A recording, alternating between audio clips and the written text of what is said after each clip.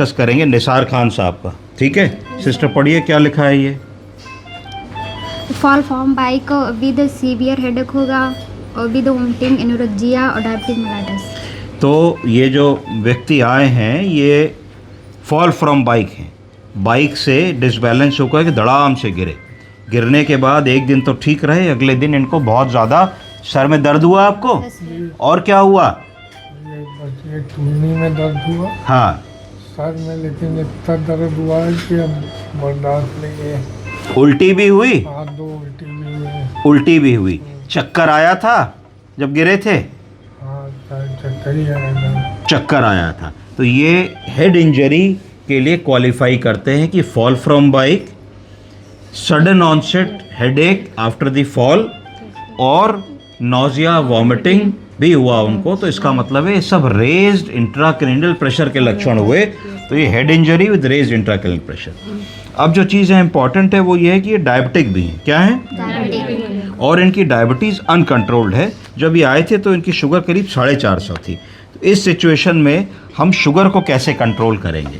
तो हमारे पास 2 विकल्प है शुगर को कंट्रोल करने के लिए। पहला गोली खिला के और दूसरा इंसुलिन लगा के। तो इनमें कौन सा विकल्प अच्छा रहेगा? इंसुलिन। अच्छा, आपने कभी शुगर के लिए इंसुलिन लगाते थे कि गोली खाते थे? गोली खाते थे, नहीं लगाते। गोली खाते थे। तो जब बंदा गोली खाता है तो आप बंदे को इंसुलिन लगाओगे तो मना करेगा ना? Yes sir. तो क्यों लगाओगे? क्या आपका इसका जस्टिफिकेशन क्या है इंसुलिन लगाने का और गोली ना खिलाने का इस मरीज में? सर इंसुलिन से सर डायबिटीज मेलाइटिस जो है सर कंट्रोल हो सकता है। टैबलेट से भी हो सकता है। हाँ, सर ये है कि वो टैबलेट खाने से मना कर सकते हैं, उस समय नहीं खा सकते। तो बाकी बीमारियों की तो दवा गुरु खिला ही रहे हो, बीपी की खिला रहे हो और बाकी चीज़ों की खिला रहे हो, तो वैसे एक शुगर की भी खिला देना। मैं आपको इसका सही उत्तर देने का प्रयास करता हूँ, ठीक है। गोली जो हम खिलाते हैं डायबिटीज़ के लिए उसको OHA कहा जाता है। क्या कहते हैं? OHA का फुल फॉर्म बताइए। Oral hypoglycaemic agent. क्या हुआ OHA का फुल फॉर्म? Hypoglycaemic agent. आप बताइए।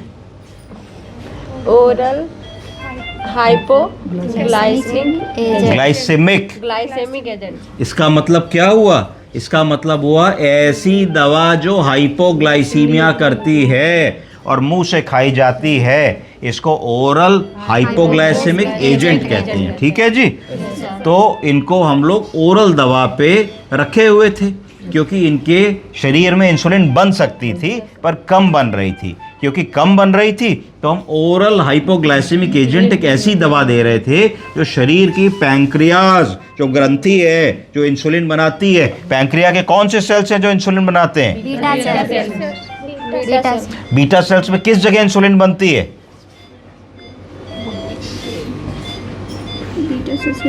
Islets of Langerhans. तो बीटा सेल्स के आइलेट्स ऑफ लैंगरेंस में इंसुलिन बनती है। जब उतनी इंसुलिन नहीं बन पाती है तब हम इनको गोली खिलाते हैं। जब गोली कई प्रकार की होती हैं, सबसे कॉमन ड्रग जो खिलाई जाती है जब शुगर सबसे पहली बार डायग्नोस होती है तो कौन सी गोली खिलाई जाती है? मेटफॉर्मिन। कितने मिलीग्राम की होती है? अलग अलग आती है। 1 ग्राम, 2 ग्राम, 3 ग्राम, 4 ग्राम से 10 ग्राम तक आती? नहीं आती। अच्छा, कितने ग्राम की आती? अमूमन मेटफॉर्मिन 500 मिलीग्राम की आती है जो 2 बार दी जाती है। नहीं कंट्रोल होता तो 1 ग्राम की कर देते हैं, उसको 2 बार देते हैं। ये आग बंद करके दवा दी जा सकती है जिस किसी को भी शुगर की बीमारी निकले। इस दवा का फ़ायदा ये है कि ये एकदम से लो शुगर नहीं करेगी, हाइपोग्लाइसीमिया नहीं करेगी। कुछ लोगों में गैस्ट्राइटिस, पेट की परेशानी करती है, वो धीरे धीरे ठीक हो जाता है। कोई बताएगा कि मेटफॉर्मिन की मैक्सिमम डोज कितनी है, कितना दे सकते हैं?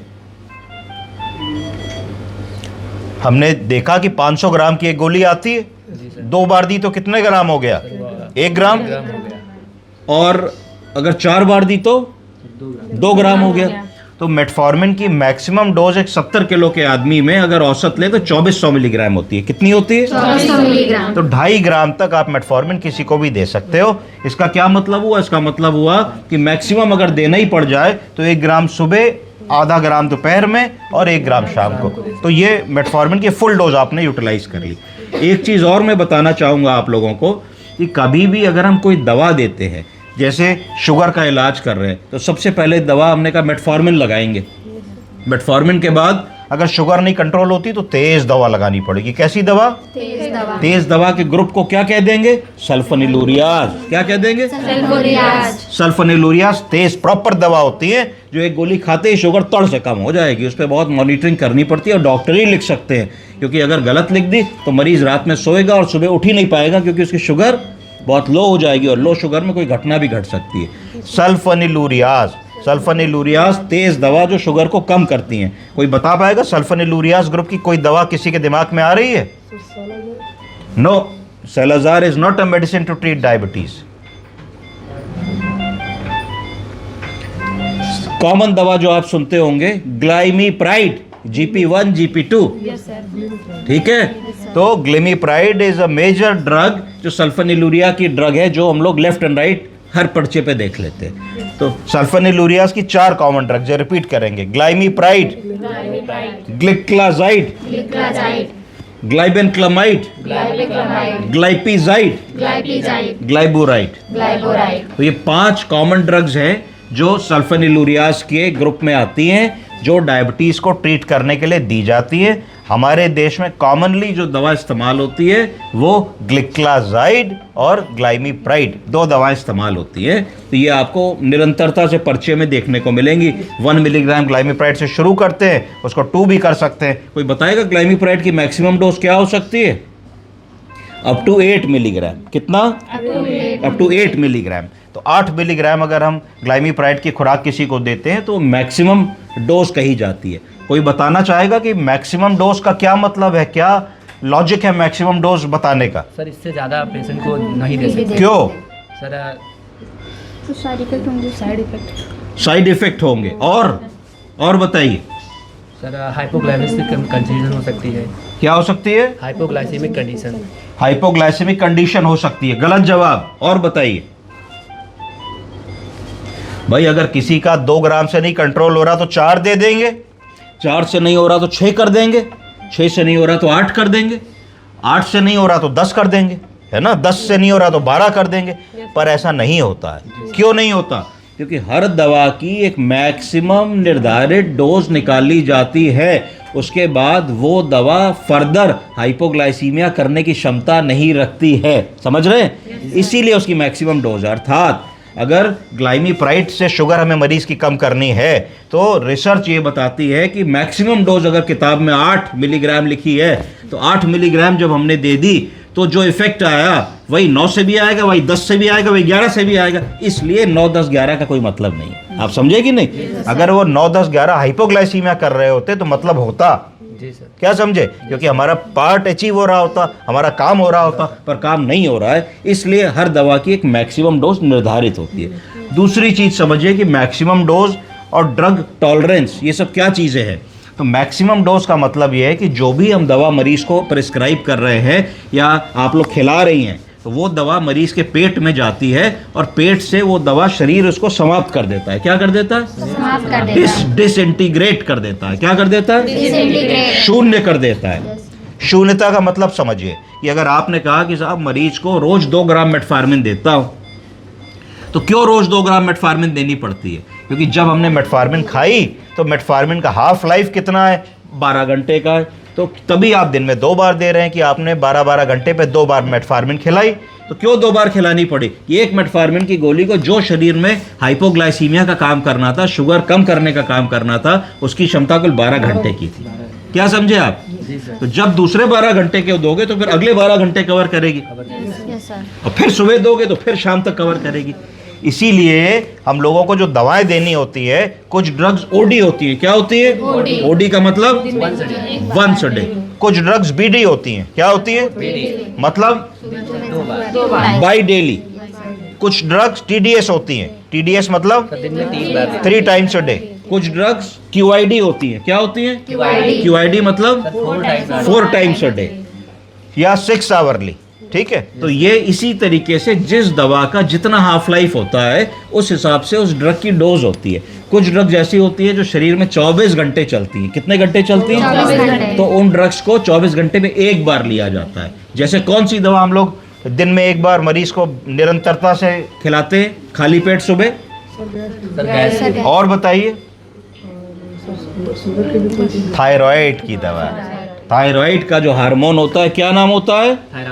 Thyroxine hormone. थायरॉक्सिन हार्मोन किन लोगों में दिया जाता है? जिन लोगों को कौन सी बीमारी होती है?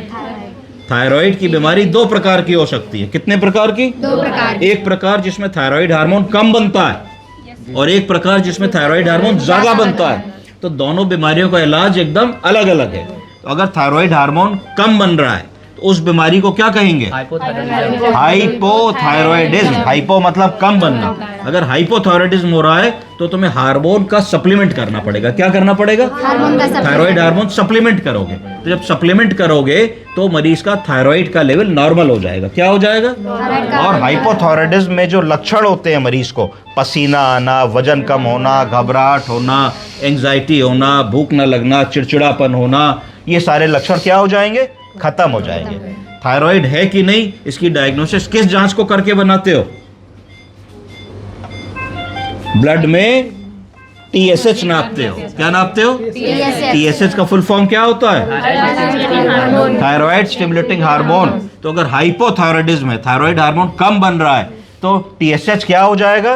कम हो जाएगा। बिल्कुल सही बताया आप लोगों ने कि TSH क्या हो जाएगा? कम हो जाएगा। गलत। आप लोगों ने एकदम गलत बताया। TSH कम नहीं होगा, TSH बढ़ जाएगा। क्या हो जाएगा? बढ़ जाएगा। क्यों?